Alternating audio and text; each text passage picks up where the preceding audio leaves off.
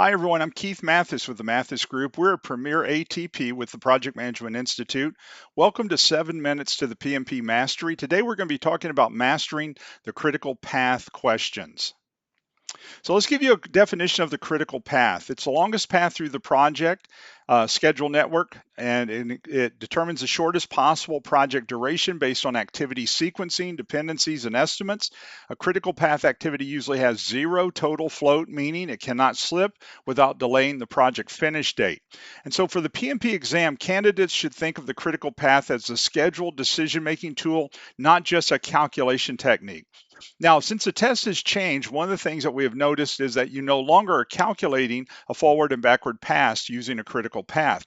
They will ask you questions about the critical path. They will put you in situations, and you will have to tell what you will do in certain situations, but you're not having to calculate all of these as we did in the past. So this is what we're talking about with a critical path.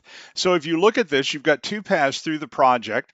And so what you want to do is follow your arrows and just look at your durations is all you're looking at. So you'll notice that here at the top that you have, at the top, you're going to have your critical path, which is the longest path. So that means that by following the critical path, the secondary path will be able to be finished quickly or by the time the critical path is complete. What's the purpose of the critical path? It's not simply to identify important tasks. Its real purpose is to help the project manager understand which activities directly control the project finish date, where schedule delays will affect the overall project, where schedule flexibility exists, where schedule compression may be most effective, and which activities require close monitoring and control. The critical path is part of the process domain, and so it aligns with that domain, particularly in planning, scheduling, managing dependencies, handling delivery constraints, and assessing project performance. Now, in the 2026 ECO, PMI explicitly emphasizes developing and managing the integrated project plan, estimating work and resources, and assessing dependencies, the gaps, and continued business value.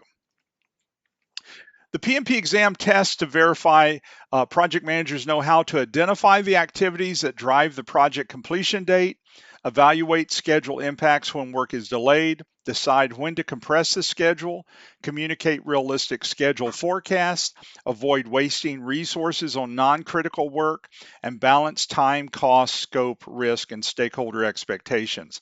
Now, in the comment where it said balance, decide when to compress it, and also avoid wasting resources on non-critical. So when they talk about fast tracking and crashing, which will probably be part of your test, you want to remember you're always going to be fast tracking and crashing the critical path activities, not just any activity, but especially the critical path activities. So what the PMP exam asks, the PMP exam rarely will ask you what the critical path is in isolation.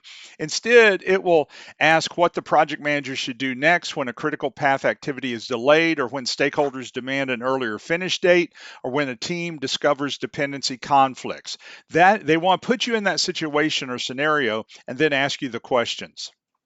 So compression techniques, the two compression techniques that they'll talk about is crashing and fast tracking. When we talk about crashing, they're adding resources to shorten the duration and it usually increases the cost. When they talk about fast tracking, they're stacking up the activities in parallel, and so you're running more than one at a time. So it normally is going to increase risk. So the PMP exam often expects the project manager to analyze first what the impact would be of compressing that schedule, whether it's crashing or fast tracking. And one more time, just to remind you, is that you're always going to be doing this on the critical path, is what you're trying to do. Tips about the critical path. First off, they'll talk about free and total float.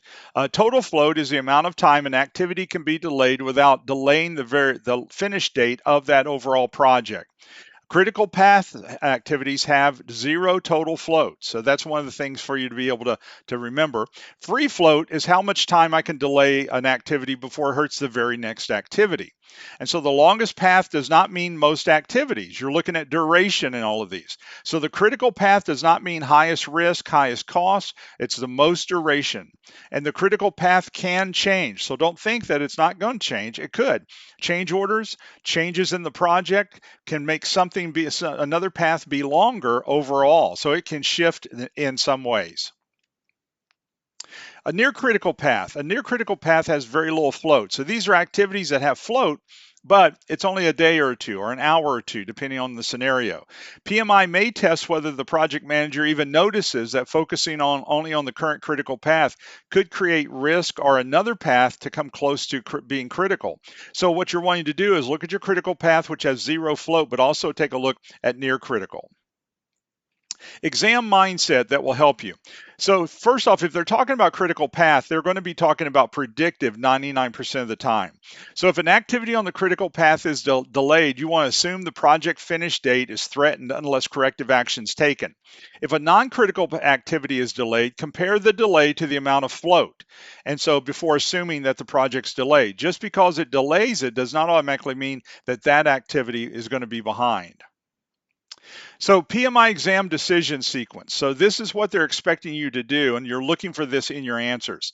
So when you look at the decision sequence, so when a schedule issue occurs, what are you supposed to do?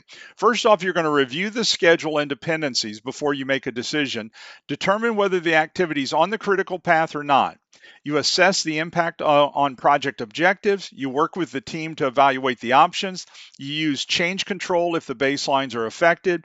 Do not jump to overtime, escalation, crashing, or cutting scope.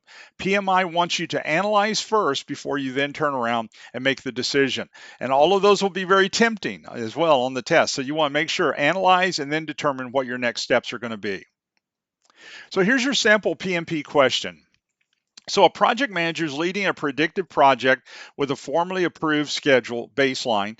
During execution, a vendor informs the project manager that an activity will finish 4 days later than planned. The activity is part of the current critical path.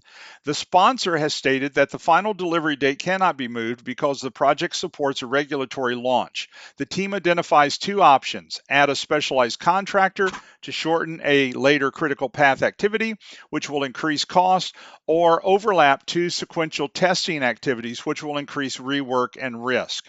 So what should the project manager do next? A, approve the specialized contractor because crashing is the safest way to preserve the regulatory launch date. B, fast track the testing activities because preserving the schedule is more important than avoiding rework and risk. C, evaluate the cost, risk, and schedule impact of the compression options and submit a change request if the baseline or approved constraints will be affected.